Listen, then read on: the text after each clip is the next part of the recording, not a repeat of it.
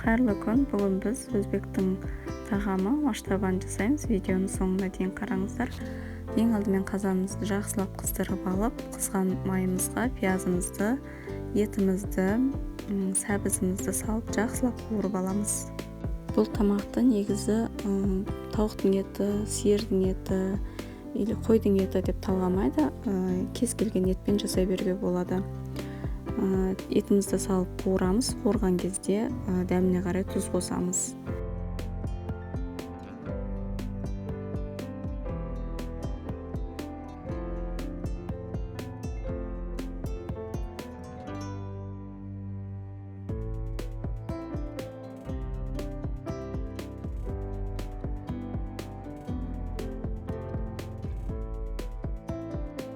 Етіміз қуырылып жатқан кезде машымызды алып, жақсылап тазалап, жуып, су құйып, жақсылап 5-10 минут қайнатып аламыз. Өйткені маштың жасыл светі тамаққа шығып кетпеу керек та, сол үшін суға бір рет қайнатып, төгіп, сосын барып тамаққа қосатын боламыз.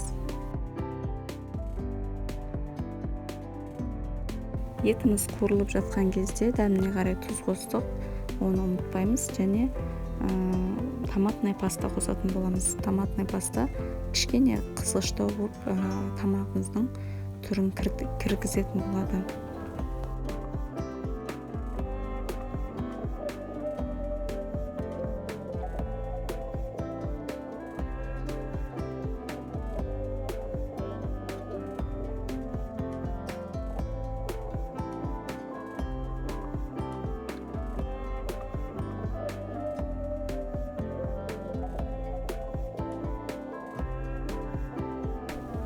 Барлығы қуырылып болғаннан кейін үстіне көптеу қылып су құятын боламыз.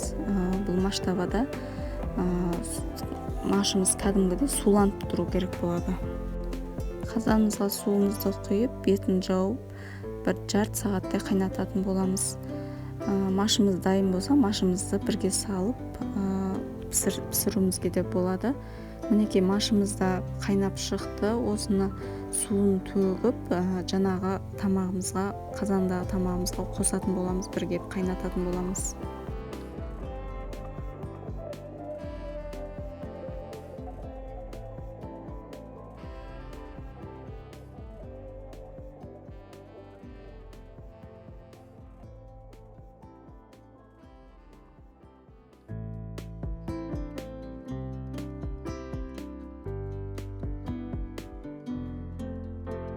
Етіміз піскеннен кейін, жарты сағаттан кейін күрішімізді саламыз. Күрішіміз піскенге дейін жай отта бұқтырып қоятын боламыз.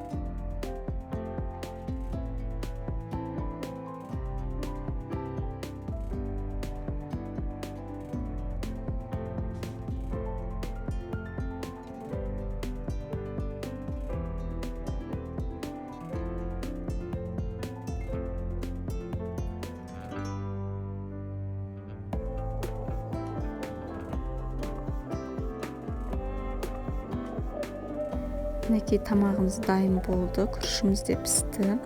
Тамағымыз осындай сұйық болу керек, сорпа тәріздес, сулы.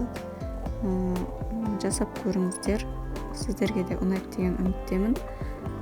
Егер мен видеоларым ұнап жатса, лайк басып, каналыма жазыла кетіңіздер.